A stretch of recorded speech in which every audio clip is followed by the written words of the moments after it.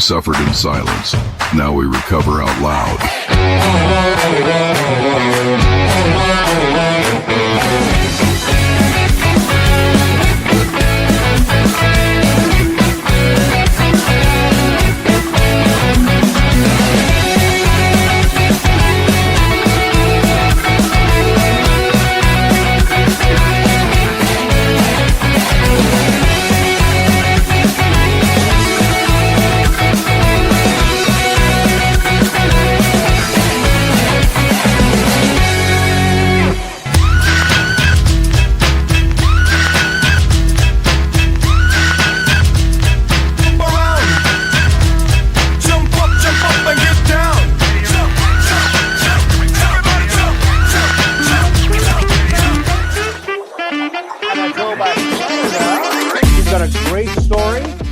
A man who lost his job at the calendar factory because all he wanted to do was take a day off. Jimmy Snyder! I don't know what happened, Jimmy. I don't think we got your intro there, guy. We didn't.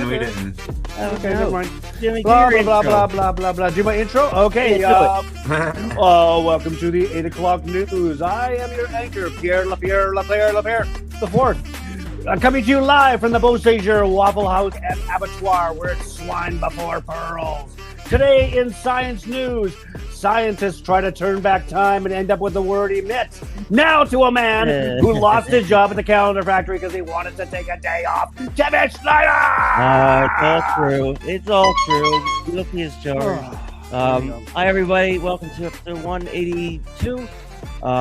We have Rehab's in the mix. We'll get to them in a minute. We have a special guest coming on. You're going to love her. And we just try to keep it 100 around here. You know what I mean? When we're struggling, we say we're struggling. And there's power in that. And we realize that as adults and sober human beings. So we're grateful for the support from everybody. This is our little preamble thing we do. And then we'll get her going.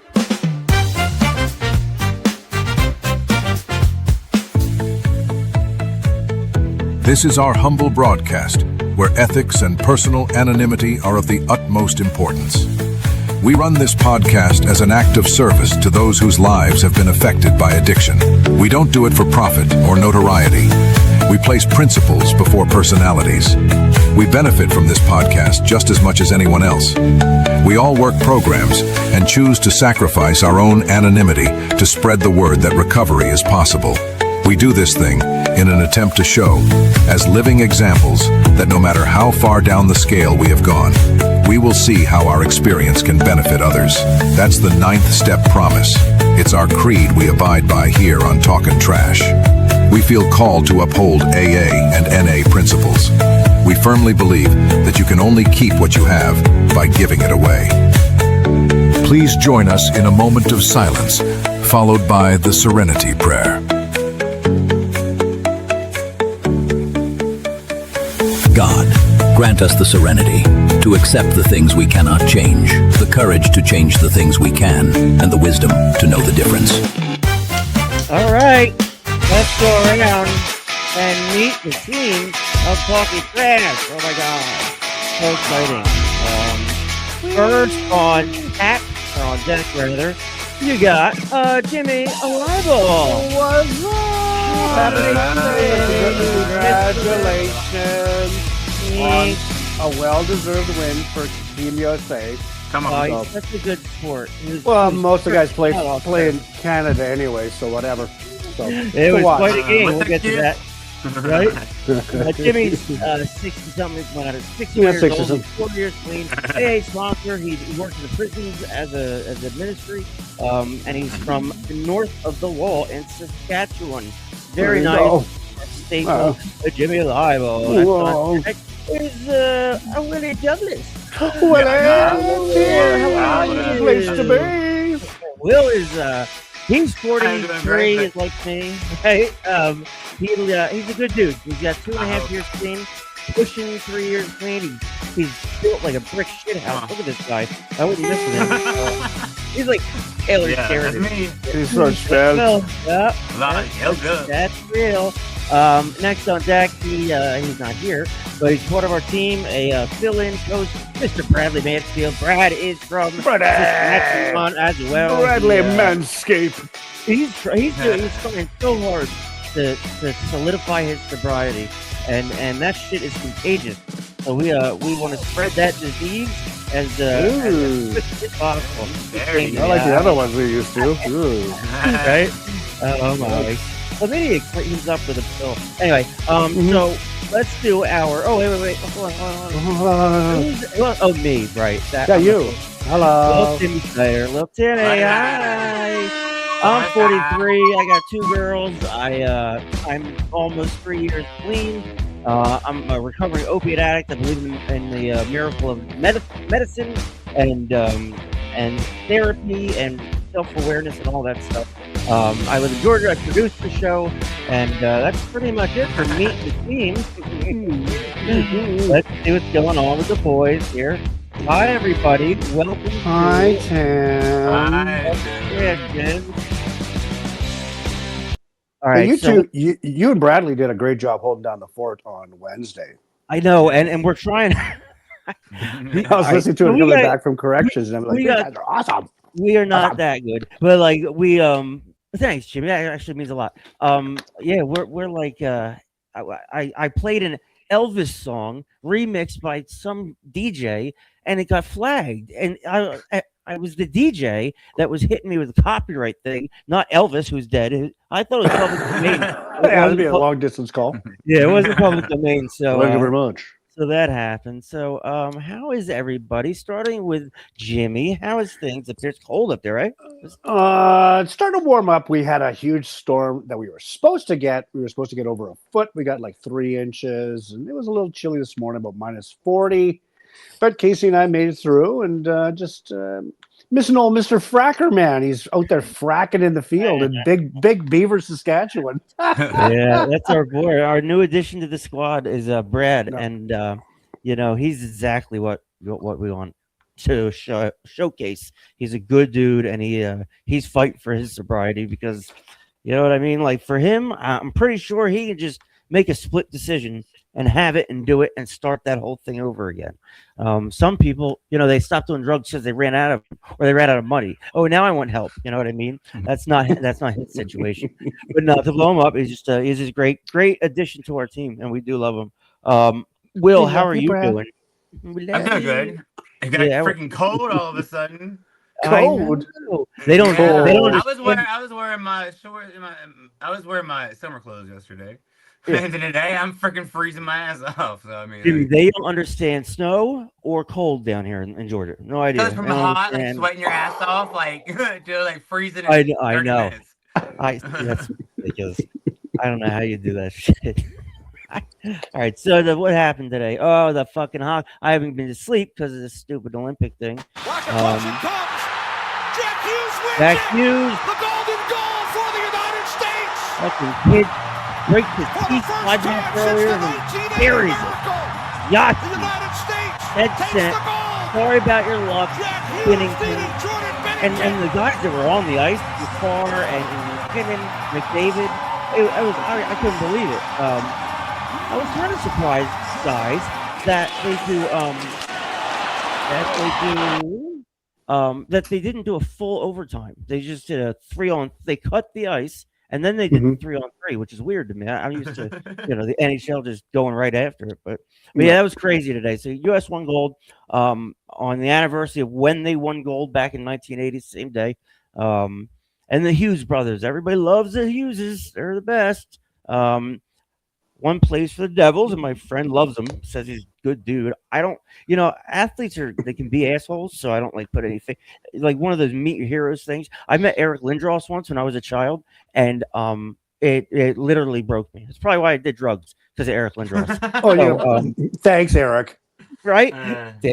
So much power. Dick. So what we're looking at this week is, or in the next few shows, we're looking at how to make a 180. How to tangibly turn completely away from your drug. Like for me, I think about this, and a 179-degree turn isn't going to do it anymore. You know what I mean? Like it's that 1% off, and my trajectory goes off in very different directions. So it's just like when you're doing a DUI test. Like when you're doing you walk 10 steps, turn around and come back. I mean, same thing. If you're a little off, you're going to jail. Mm-hmm. So and we're at 180 episodes, so I thought we'd tie in the old I don't know, literary whatever, and kind of get things going with that. But we are looking at change, and we got through a good piece of that the other day. Piece of it. And yeah, I don't know. I think so. Jimmy, do you have the deets on our? Oh, well, let's say hi to our treatment centers. Oh yeah, let's talk to those guys. Yeah. Slow down.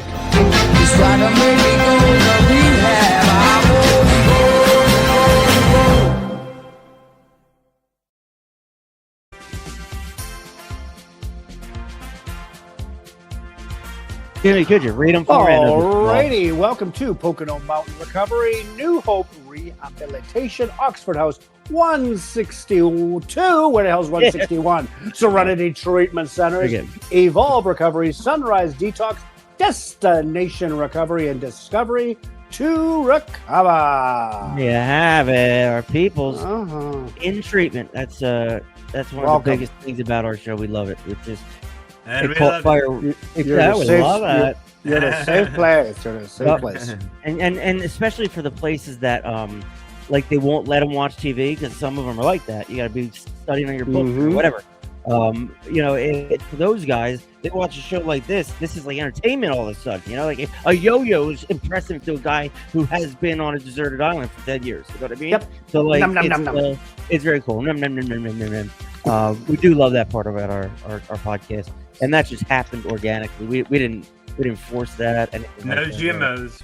No GMOs. No GMOs. No. Jimmy, can you read for some us? daily flapjacks? Yeah. Okay, so for February 22nd, guidance. This means a belief in a creator who is all power, justice, and love. A God who intends for me a purpose, a meaning, and a destiny to grow. However, haltingly towards his own likeness and image. And that's from As William sees it, page 51. There you go. Okay, yeah. As I begin to understand my own powerlessness and my dependence on God, as I understand him, I begin to see that there is life which I could have it. I could have chosen for myself from the beginning.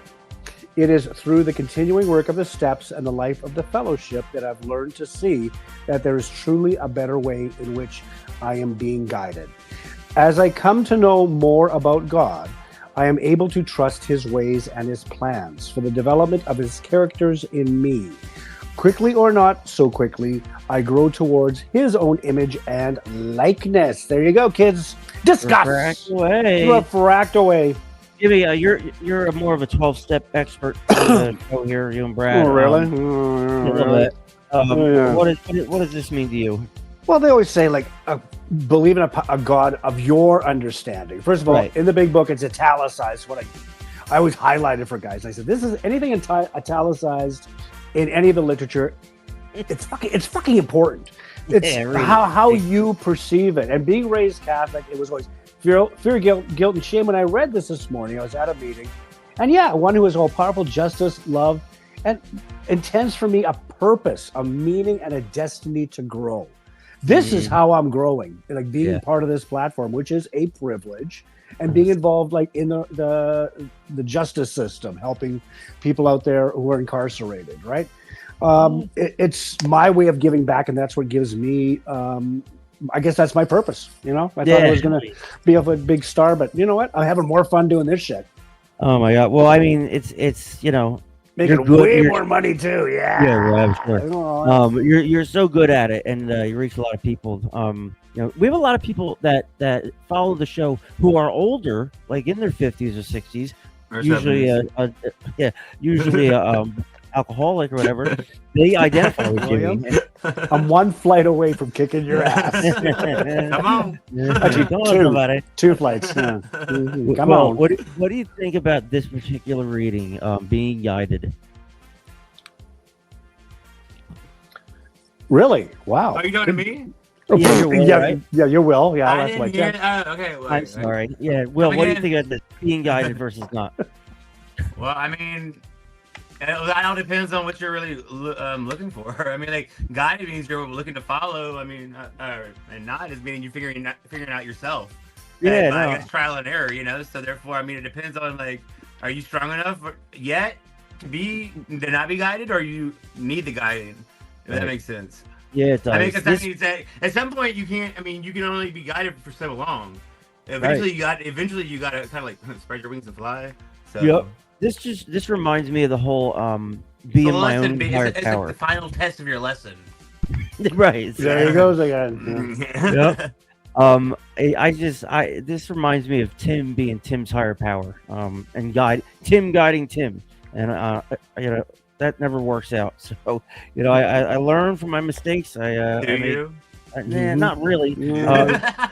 I get older and I get grayer. So I have product for that. I know you did. I know you did. Yes, Angela, your shit's on the way. It's on its way. Daily flapjacks. All right. So I have to do this. Everybody, you have a 2-minute break as this happens. Ladies and gentlemen, at this time, we ask that you please rise and remove your hats if you're able, as we salute our neighbors to the north in the playing of O Canada, followed by the U.S. national anthem, the Star-Spangled Banner.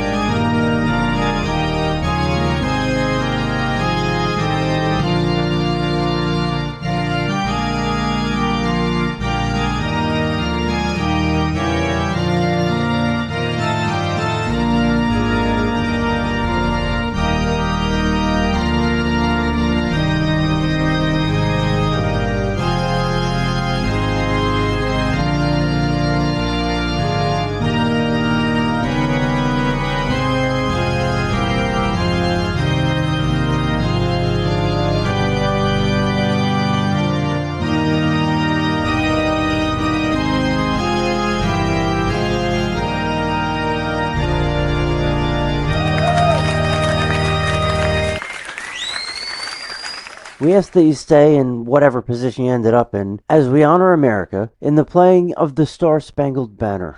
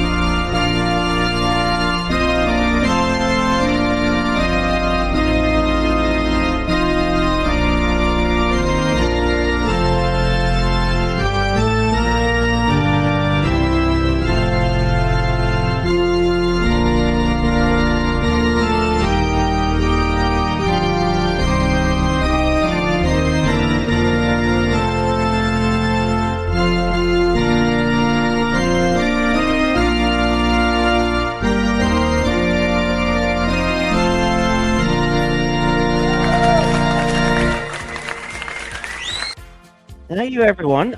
We do that once a month at the Olympics. Chuck Nip says something. Oh, he's singing it in French. Jimmy, do you know the whole Canadian national anthem in French?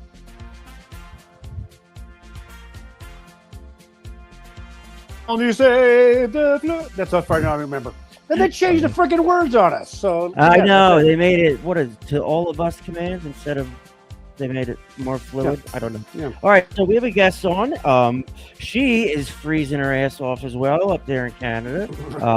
Very cool. Talk to her for a minute pre-game. She's just a great guest. I'm excited to hear what she has to say. Jimmy, do you have her details at the ring? Yes, we got our good friend Misty D from Winterpeg, Manitoba. She's the mother of 3. She is 3 years clean and serene off the old John Barleycorn, and 2 years off Lucifer's lettuce. So good for her. There you go. That's funny. All right, so we're gonna bring her into the mix and make her feel as comfortable as possible. Guys, be on your best behavior, and let's welcome our friend Misty into the mix. You have to. There you go. Hi, honey. Hi, Misty. Welcome to the program. Hi. Hi. How are you guys? Good. Good. We're just trying to get our footing here with what we're doing. So we're going to kind of yield the floor to you. To give your testimony. You saw earlier that we have these rehabs that watch as their H&I commitment or whatever, and it's caught on amongst rehabs and techs at rehabs. Hasn't gone real corporate yet. But there's a lot of people in 30 days or less that are hearing this message, what this is. So maybe keep that in mind. But other than that, just tell us your story, your authentic story about Misty, and I'll let you have it. Awesome. Well, hi. Thank you for asking me to be of service. Honestly, I get really nervous at first, but once I start talking, the nerves kind of go. Yeah, and it's that fear of when I was a child, right? That got put into me, and not having any self-esteem. So so I'm gonna start off with a little bit about my childhood, and then what it was in my addiction, and how I work the program today. So on my mom's side, I am the oldest, but on my dad's side, I am the middle child. I do have an older brother, and I do have a younger sister. And and then in between my sister and me, there was twins that did pass away, and as a child, I felt like that was my fault because my mom did not have a good birth with me. She went into labor with me on the 17th of August and didn't have me until the 21st. There was, so there was a lot of complications. They ended up having to break her pelvis bone. And I'm not sure at what age this started, but I do remember my mom telling me that I was a pain in her ass like the day I was born. So that just that right there set a lot of just said a lot of just scared, right? Like I hurt my mom. I'm not doing what my mom wants me to do, right? Like I'm a pain in her ass. I'm a troubled child. So that's basically how I felt growing up. Is I was a burden, and when my mom had these other twins, she was in the hospital for the whole time. It was actually 11 months that she was in the hospital, and I stayed with my grandparents. And I didn't realize what was going on. My dad was too scared to raise me. I'm not sure why. He was a part of my life, but all I do remember is him always in and out, because we do have a entertainment business. Like we did travel a lot.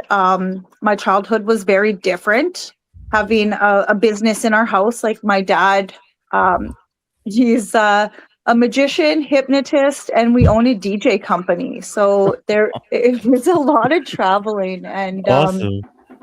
It was really interesting. But also there was a lot. Pardon me? No, go ahead. I'm sorry. Oh, okay. Yeah. So with my parents always traveling, it was a lot of in and out of the house. A lot of my aunties and grandparents did watch us a lot. So I was bounced around a lot. And being bounced around a lot at the age of At the age of 10, I was with a family friend that I started to get touched by. And I couldn't tell my parents this. I just had, I had a fear, and I'm actually going to backtrack, sorry, before I say the rest of that part is when my growing up, we had my grandparents living beside us. And at the age of 6, when we got home, we were picking up equipment, changing equipment. And my grandpa was pulling out weeds, and he lived right beside us. And I decided to go and help him. And I guess I was pulling weeds out wrong. And I still don't understand how you can pull out weeds wrong. But he told me that I was useless, and I wasn't going to grow up to anything, and I was a piece of shit. And I believe I was like 6 or 7, and I went crying to my mom, and she just said, just ignore your grandpa, go play upstairs. So because of that, and it was such a small thing, I wasn't defended. So when this touching happened, I didn't think my mom could help me, right? Or be a part of that. So I kept that in for a bit, really was more quiet than I usually were. I played with everybody, but that year when I went back to school, I sat in a corner, stopped doing my work. I did end up telling a guidance counselor, and it took a while for me to tell my mom, but I did. And the police got involved in all that. We went to court, and because there was no evidence, the judge let him off. So I just had that no trust for authority. Yeah. So after no that closure. happened, no pardon closure. me? It Yeah, sounds exactly. like you didn't have any closure from that either. Mhm. Yeah, exactly. And then at 10 years old, I started drinking. My mom always had a box of wine in her fridge, and I have like a much older brother. So when I started drinking, he was 18 already, and he was already moved out. And the only way that he would come visit my grandparents is if there was beer in their fridge. And like, I'm a very tiny person, and I started wearing my dad's sweaters. So I was in like really massive sweaters, and I would stick the beer bottle up my sweater so nobody would see, and I would just go to the park and drink it. Yeah, it's called the ace up the sleeve is what that one is. The old ace up the sleeve. Yeah, and then that's great. 10 years old. Is she the winner? Have we heard anything less than that? I don't think so. Probably, yeah. So I think so. Winner, 9. chicken dinner. You win. You win. Oh, yeah. Addiction roulette. So I'm sorry. Yeah. Go ahead, so and my mom would always have a box of wine in the fridge, and we would always have Kool-Aid. So I would pour half a glass of wine and some Kool-Aid, and I called it Blue Lagoons because I always had blue juice. I don't know why that was my favorite Kool-Aid, but I always had Blue Lagoons. And because my parents were so busy with the business, they didn't know what was going on, right? Like, the business ran our house. Like, sure. The kitchen table, like my dad had a desk right beside the kitchen table. So if we were having dinner and the business phone rang, like, we got told to shut up, and he would talk on the phone. The basement had business stuff in, and then I got moved into my sister's room because he had an office in that room. So every level of our house was something to do with the business. And I started to have a resentment of the business, right? Like, they were so busy. Yeah, they were so busy. I was like, what about me? What about me? Right? And it's kind of in your face too, what they do. It's like, why? Carry on. That's I would too. My goodness. Yeah. So and I wanted to get my dad's love, and I wanted to get my parents' love. So like, I want to say 12 or 13. In between there, I it was during the summer. I was like, it's either I work for the business and start showing interest in the business, or I'm just going to be ignored. So I started working with my dad, and as much as I love working with them, it was very difficult because no matter what I did, I didn't do it good enough. Sure, right. Yeah, if I asked a question, it was, you're mouthy, stop being sarcastic, stop talking to me like that. And I just wanted to know why, right? I was a curious kid, like, why are we doing it this way? What about this? But Right. they never had time to explain because we were always in a hurry. And like growing up, my parents never showed each other love, right? They never hugged each other. They never said they loved each other. They were always yelling and screaming at each other and swearing. And I don't remember the last time my parents hugged me or said they loved me or were proud of me. Yeah, so I drank more to feel that love. Like, yeah, like as soon as I felt that first drink going down, right? It was just like, and all that tension that I had just kind of went away. Yeah, so I just continued like that. They didn't know. And yeah, so becoming a teenager, and I could watch myself. And I knew they were out long hours, right? Like they would leave early in the morning or late in the afternoon and be home around 2 or 3 in the evening. And I drank, right? And they didn't know, because like my dad, and this is what kind of got me confused about, how it says the allergy in the book, like we have an allergy, right? Like every time my dad drank alcohol, his mouth would break out in blisters. And I was like, well, That's he has crazy. an allergy. Yeah, I was like, he has an allergy. Spiritual allergy, yeah. Yeah, and I was like, my mouth doesn't do that, so I don't have an allergy, right? So it took me a while to grasp that concept, is the actually allergy is, I need more, right? One isn't good enough. Right. Yep. It's not actually an allergic effect. It's a way it's a chemical respond. Yeah, exactly. Yeah, it's very chemical, right? So it took me a while to understand that part. And yeah, so my parents do not have the allergy of that, but the rest of my family does. Like, you shake the family tree and all of us fall out with some type of addiction. And then my mom's like, so my grandparents fostered a lot of kids, so it's a big family. But my mom only has one blood sister and one blood brother. So my auntie and my mom are our enablers. And then my uncle is a drunk too. Yeah. So yeah, and then it after like looking at it, I found it.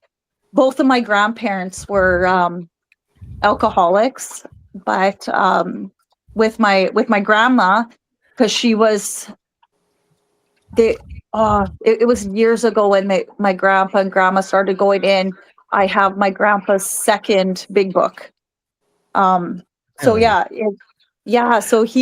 and it was really weird because it was on my grandpa's my grandpa was really sick, and he was telling me that he would go to AA meetings because my grandma was too embarrassed to go, and then would come and talk to her about what happened in the meetings. And so that's how they kind of did it. And I was like, oh, well, I really wish that I was talked about when I was a kid, right? Like, of this. And so I kind of would know what is going on, right? And to be careful about alcohol, because like I love to drink. I love it, right? Like I love the feeling, I love the taste of it. And I didn't think that was a problem when people were telling me, hey, like your drinking is out of control. In my brain, I was like, you're jealous because I can drink more than you. No. And not realizing that I was making an ass of myself and I couldn't handle it. It seems like the only person with a drinking problem is the one that has a problem with you drinking, and then it all blows up. Yeah. I was like, you just don't like it. Yeah. So he's lucky he has a physical allergy to that. You know what I mean? Because like I know people that'll take Percocet and it'll make them nauseous, and that's their allergy. Never touch it again. Me, Yeah. it makes me Superman. I'll climb the walls. I'll be crazy. You know what I mean? So it's like, it's a physical allergy to alcohol is very helpful in not becoming an alcoholic. Yeah. Yeah. So Yeah. I kind of continued doing that, working with my parents, and and then when my dad's grandpa passed away, we never really had a good relationship. My brother and my sister both got a car for when they graduated. I didn't. Why? And What the hell did you do Fair. wrong? Right? That's I not don't fair. like this. so Like, what kind of happened with that is like, I want to say I was about, see, a lot of stuff happened at 10. For some reason, 10 was a big number. You grew And up too fast. yeah, so I think it was 10 is when my grandpa told me that my brother wasn't actually my blood brother. And my dad was previously married, and he said that I destroyed the Hi. relationship, right? Yeah. So which wasn't true. Of course. Mhm. All right. Yeah. Yeah. They, and I think it was because you can go. Because I looked more like my mom's side of the family than my dad's side of the family. And my sister and my brother are spitting image of my dad. So yeah, I was always, Yeah. You didn't I have, you know didn't I was stand you targeted. didn't stand a chance, Misty. You didn't Exactly. stand a chance. You Mhm. talk Nope. about being a product of your environment. You know, I mean that's a legitimate thing. We all are. And Mhm. it depends on which environment's bad or isn't. So you're all right. So you're 10 years old. I'm fascinated that you remember that you started drinking at 10 years old, and you remember your first drink and all that stuff. Like I didn't touch a drug till I was 18 years old. I was so scared of it. Dare and Christian school and crazy shit. So like, Yeah. I was a product of my environment in that era. You know, and it's important to be able to not identify as the environment, but to identify that you're in that environment and that you can get out of it. That's where I get nuts. I get Mhm. panic attacks. I feel like I can't breathe. I can't, you know, and it's Mhm. really it's upstairs. So all right, how long have you been sober? I'm sorry, I missed that part. So I've been sober off of alcohol for, I'm going on my 8th year, Oh, girl. and off of weed, I'm going on my 3rd year. Um, Yeah.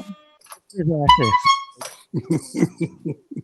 The weed thing is like a recurring thing coming up on our show because like all of a sudden it's legal everywhere. I know it's been legal in Yeah. Canada. Um, so like I could smoking cigarettes. I guess that would be like equate to you not smoking weed because like well, you know, there's California sober and all this shit. And, you know, I mean, to each their own as long as they're not overdosing on fentanyl.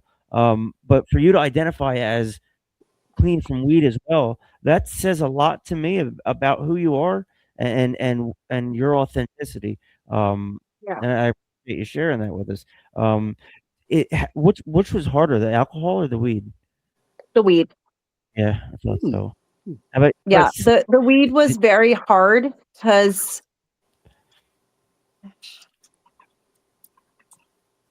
yeah, I don't know why it was hard, but like, yeah, I guess I just loved, well, just like alcohol, I just loved the way it made me feel. Mhm.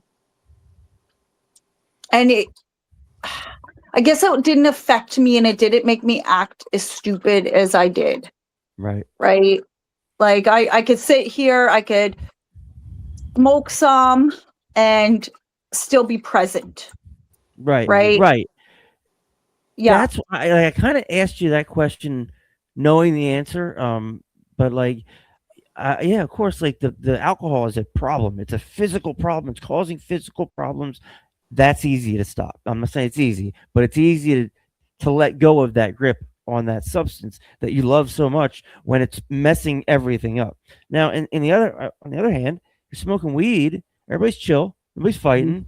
Everybody's eating snacks. Snack budget might go up, but other than Mhm. that, like everybody's cool. So like, Yeah. I can't judge anybody for what they're doing, but I can certainly respect someone who takes a stand on that too, because it sounds to me like your disease, and we all Yeah. come to know our disease at some point. For Yeah. some, And it's too late. it was my emotional relapse that I had where I recognized it the most. Can you explain that? Your emotional relapse, Oh, okay. So, if you're comfortable with it. You don't. Yeah. oh yeah, yeah, Okay. totally comfortable with it. So it happened 2 years ago, August 10th, the day that I gave birth to my daughter.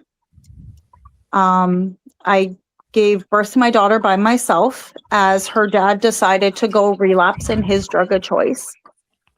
And I found out the next day, and I just sat in that hospital bed and I sunk.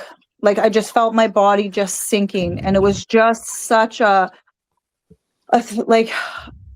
weird experience. And I just sat there. I'm a single mom of 3 kids with a baby. I was worried about him because I cared about him. And his drug of choice, it's a big drug. Like it's not a good drug. So I was really worried about that. And I was like, what am I going to do next? What am I going to do? And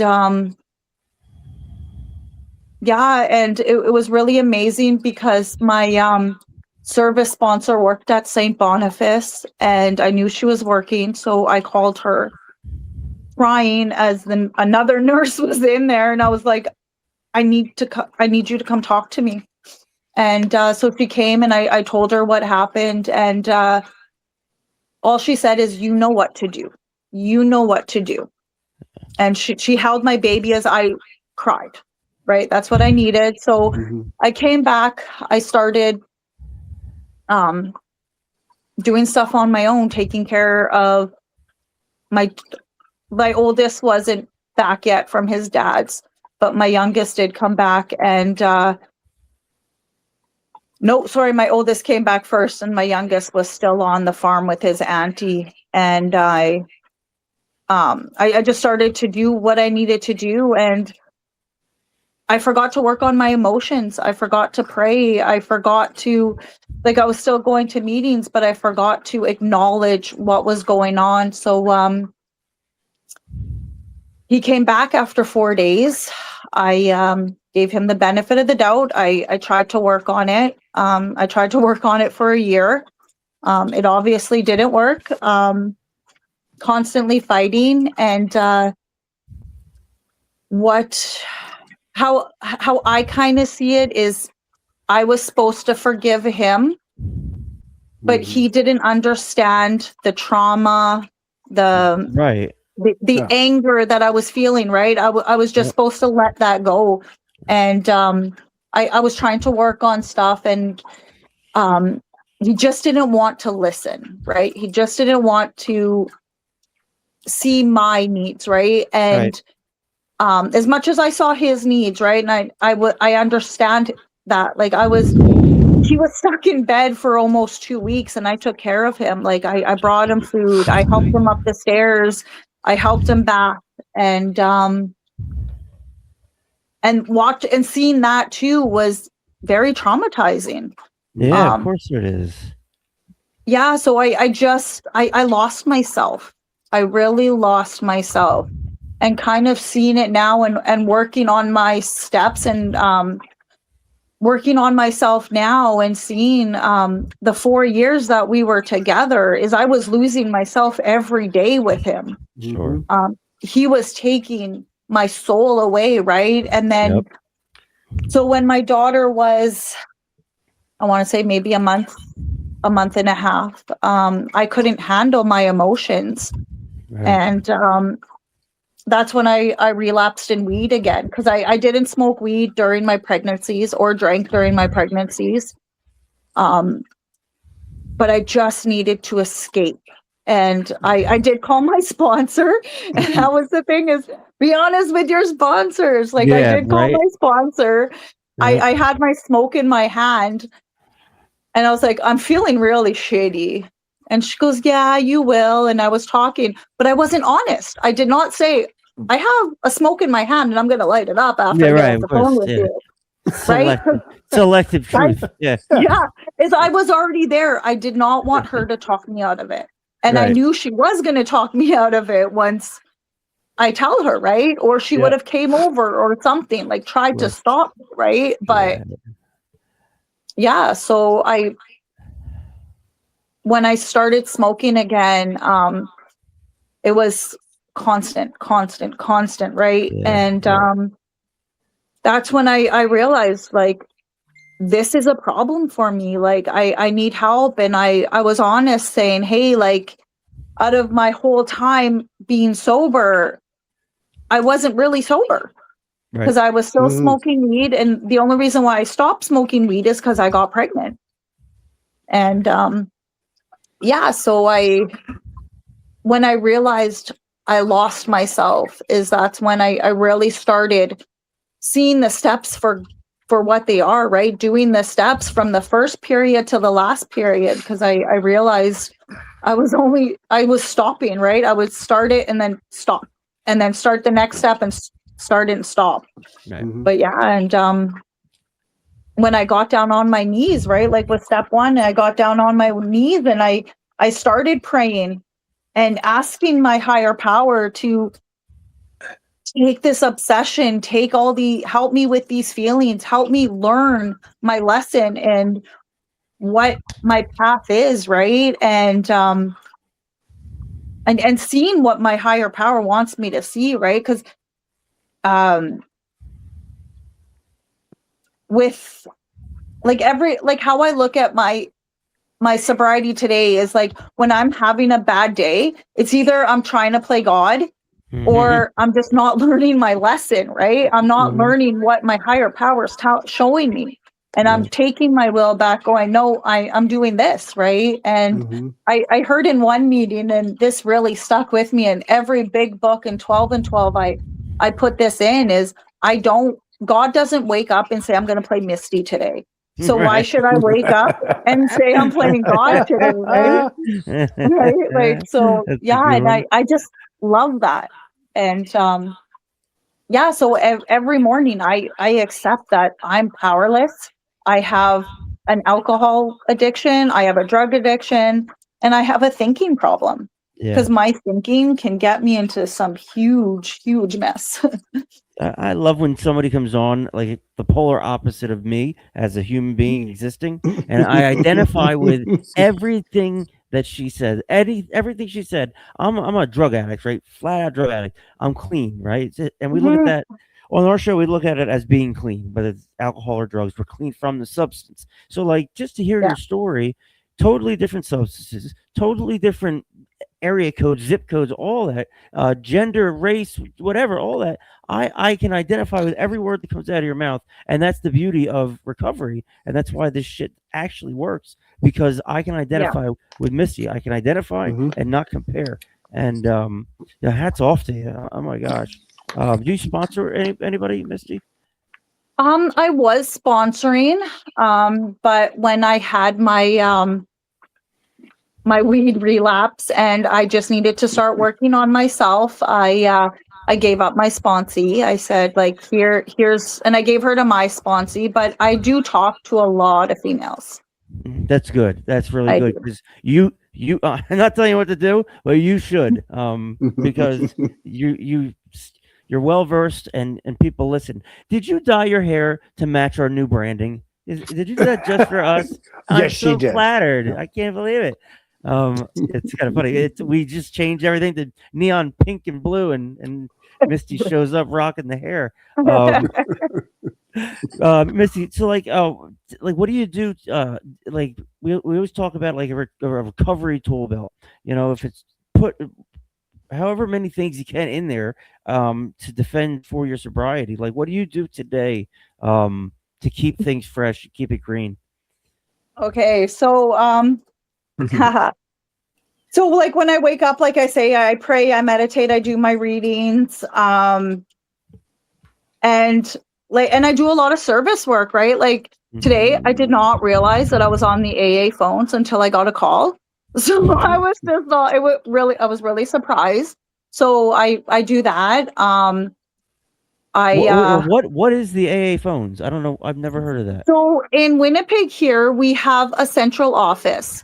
And when the central office is closed, we used to have groups, but they changed it. So we have 2 people in a day that take phone calls because people always need help, right? People need to know where there's a meeting or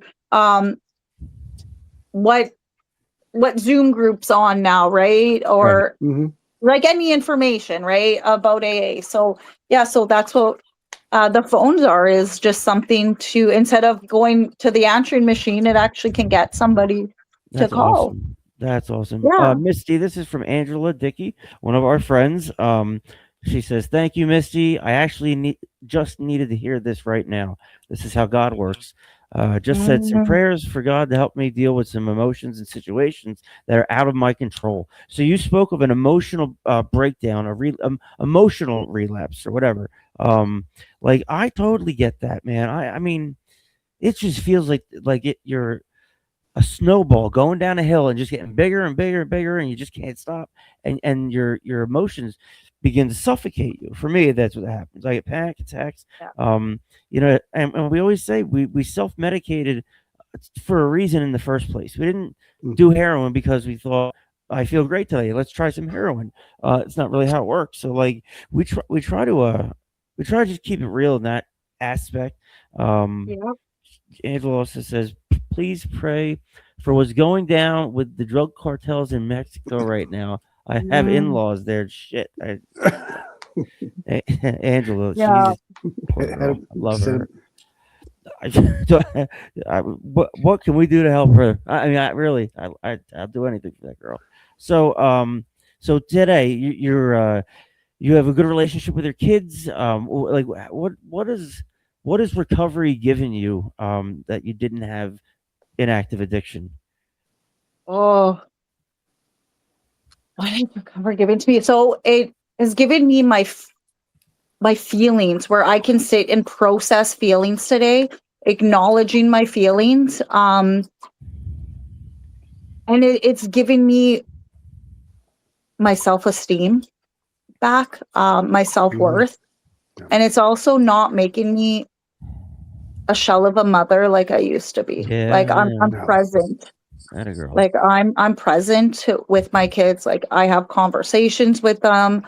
I'll sit down and eat with them. I'm here, right? I'm not wanting to leave them, right? And yeah. No, it's so nice to see kids getting their mother back through this recovery thing. It's beautiful. We do have some questions. I will get to you guys in a second. Somebody asked if I'm stoned. Are my eyes red? They are. I haven't slept. It's only a recovery podcast. The game was. I know. The game Hitting the ball. He's busted my balls. That's what they play championship hockey games at 8:30 in the morning. It was like 4 a.m. and I'm like, I'm just gonna stay up. That's what I did. So, yeah, mind your own business, Steve. Anyway, so guys, Jimmy and Willie, that's me. What Will, when you think of like what she just described and things she had to overcome, like how does that ring true for you? Could you identify with that?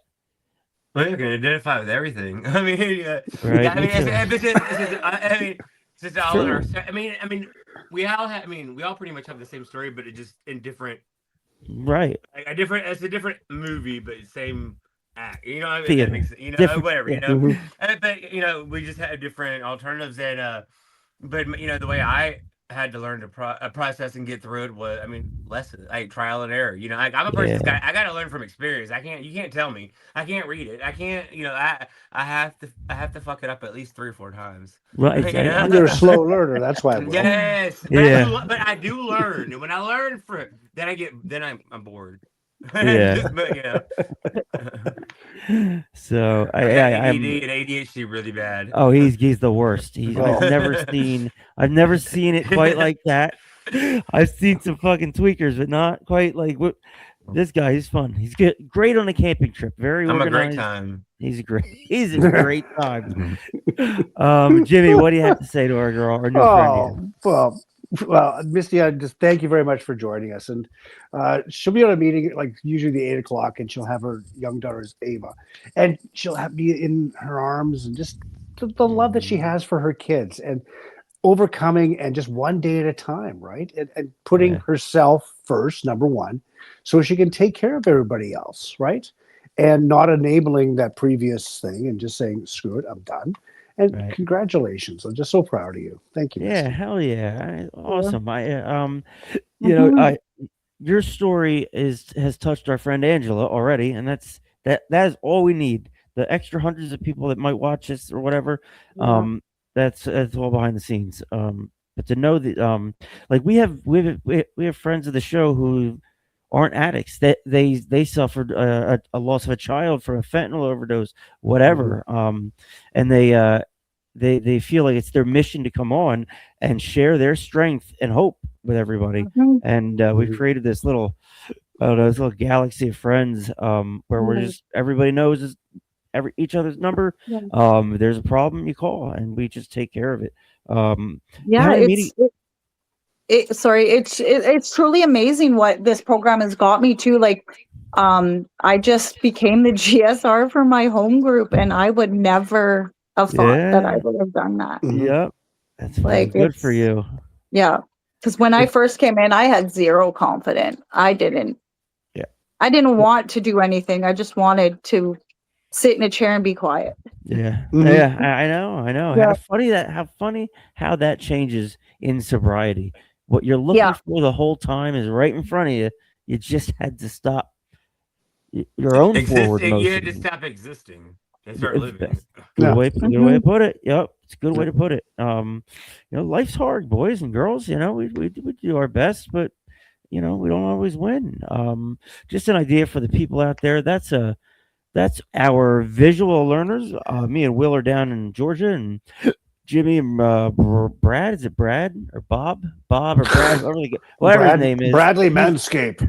Manscape. Anything else fun I have? And Misty's in the next province over. Misty is in the next. Will, a province it's this place, right? This magical place with fairies. You have to go.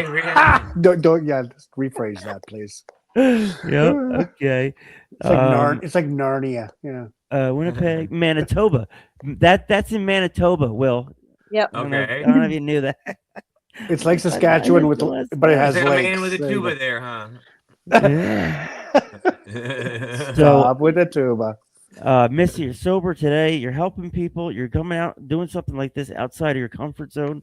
I have like the utmost respect for you as a person because you know you're doing it right. You're doing the best you can, and you don't take any. You shouldn't take any shit. You know, she's her own recovery advocate, and she gets the recovery. Like Misty said, she just sitting there in a chair through osmosis is not gonna make nothing changes if nothing changes. So like Misty, Brad, all these people we're meeting are people fighting for their lives. And anybody doing that, I can only respect because it sucks out there. I know it for a fact. We all do. But it sucks way worse when we're using and screwing things up more than we could ever imagine. So right. There's this one saying in the book where I was at a big book and study, and I go to a lot of big book study, but for some reason this stuck out. It's on 162 in the big book, and at the bottom it says, "We grow, so can you, with this book in hand." And as soon as I read that, I was like, boom, right? Like, Yeah, Yahtzee. the old aha moment. Yeah, I know it. I yeah, mean, we all have our moments. That moment where we know this has got to stop, or I'm gonna die, and we've all been there, and no, we don't have to go there ever again. Oh, what do yeah. we do now? Oh, just for today. Okay. We got no questions from any of our recovery houses there, Tim? We do, but I got a minute left. I'm trying to tie this one up. Okay. I'm gonna have to. So, Trying to think Okay. of. You can send it to us later. all right, this just for today is gonna go until tomorrow because it's long. Oh, so you it's- guys, you did this on purpose. No, he didn't write it. No, He no, didn't just no. Will No. just dizzle your nizzle. I did. That's the problem. You hit Yeah, I Hey, know. so gross. All right, Hey, one of my Just good friends for- is from one of my best friends is from Springfield. Illinois. No, I know. No, never mind. Wrong place. Wrong state. There's a lot of different. There's a lot of I just Springfields realized that when I was apparently. saying that out loud. Yeah, just for today. Shut up. All right, hold on. Let me get the It's music all down Timmy's for fault. you. Oh wait. We continue to take personal inventory, and when we were wrong, promptly admitted it. Page 54, step 10. In Narcotics Anonymous, we found that the more we live in harmony with our higher powers will for us, the greater the harmony in our lives. We use the 10th step to help us maintain that harmony. On a daily basis, we take time to look at our behavior. Some of us measure each action with a very simple question: God's will or mine? In many cases, we find that our actions have been in tune with our higher power's will for us, and we in turn have been in tune with the world around us. In some cases, however, we will discover inconsistencies between our behavior and our values. We've been acting on our own will, not God's. The result has been dissonance in our lives. When we discover such inconsistencies, we admit we've been wrong and take corrective action. With greater awareness of what we believe God's will for us to be in such situations, we are less likely to repeat those actions, and we are more likely to live in greater concord with our higher power's will for us, with the world around us. Just for today, I wish to live in harmony with my world. Today, I will examine my actions, asking God's will or mine. There you have it. Oh, this is welcome to the miracle. That's a miracle. All right. We will be back on Wednesday at 9 Mitzvah. p.m. Eastern. Misty, thank you so much. Thank you, You were a Misty. great guest. Thank So you. good. Thank you so Appreciate much. Love you and stay in touch.